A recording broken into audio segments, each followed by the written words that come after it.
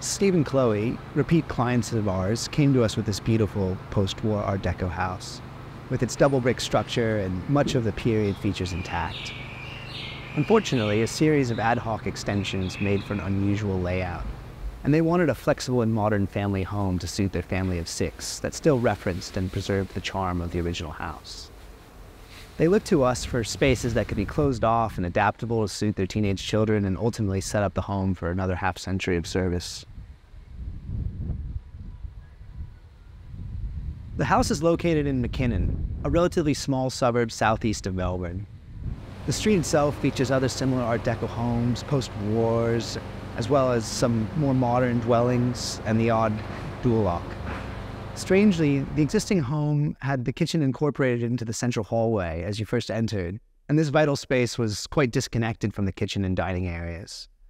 This abrupt zoning of the kitchen and separation from the social spaces of the home was simply not workable for Steve and Chloe, and was one of the main drivers of why they needed to kind of renovate and adapt this old house. As you'd expect, we did away with the ad hoc extensions and focused the bulk of the investment on a contemporary extension at the rear, but managed to kind of reorganize the bulk of the interior. We drew inspiration from the original home while introducing elements from both Scandinavian and mid-century design. We wanted the extension to have a great flow between the indoor and outdoor, and an engaging way to connect the upper level of the Art Deco home at the street to the lower rear yard and rear garden.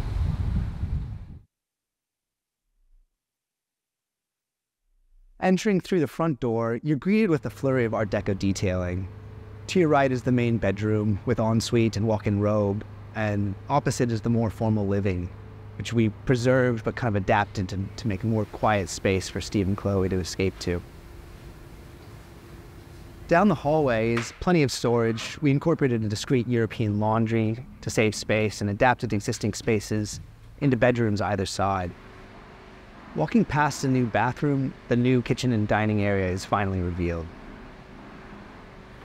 When renovating, particularly with a solid brick home like this one, it's important to work within the existing structure as much as possible.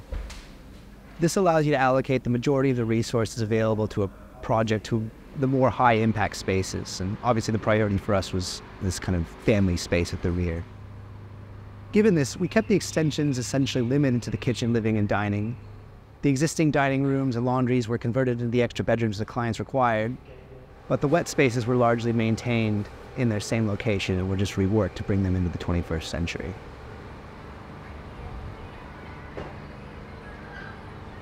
The material palette was inspired by the existing home, mixed in with a more Scandinavian palette. With so much red brickwork found in sight, we wanted to use that material as a reference, linking the front to the rear, and that began to inform decisions to use a red-veined marble, a cardinal metalwork throughout, and vibrant pops of color in the joinery. The sunken lounge also uses red brick as the flooring, something that Steve and Chloe originally weren't 100% sure about when we first proposed it, but now really appreciate it as one of the defining and unique aspects of the home. This change in materiality between the split levels of the home resulted in a living area that feels quite rich and inviting, and allows for a seamless flow out to the alfresco lawn and pool areas. With such rich textures and colors, we opted for light oak flooring and exposed timber rafters to help warm and soften the space, almost as a counterpoint to that red brick. Steve and Chloe have told us how much they express delight in the reactions their guests make when they enter their home. From the street, you'll be hard-pressed to know that a renovation has even taken place, and it's only really revealed when you walk through the front door. According to them, their guests' reactions build to a crescendo of sorts by the time they reach the sunken lounge.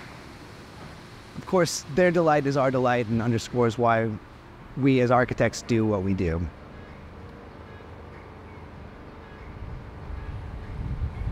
Despite its delayed arrival in Australia compared to its European origins, Art Deco was a style that not only exuded an element of glamour, but it also embodied a progressive spirit. To my mind, it's a style that resonates with the often youthful and forward-looking Australian psyche. The existing dwelling we inherited at Lindsay featured many of the elements that were typical to this style. These can be found in the use of curves, the clinker bricks, the detailing on the doors, cornices, ceiling roses. They all spoke to that style, which celebrated an optimistic era of social and technological progress alongside an appreciation of craftsmanship. We were able to reference many of these design elements that were found in the original home, but we did it in a more contemporary way. We incorporated large gestures such as those seen in the curved pergola structure, the curved drinks bar, and even the stepped chimney at the rear, which speak and link to the exuberance of the original home, but we simultaneously incorporated the more sophisticated and subtle aspects of the style into our design. These touches can be seen in the form of skirting tiles, bench seating, the joinery, the quieter touches that behave in the same way as the dado rails and the moldings and cornices throughout the home.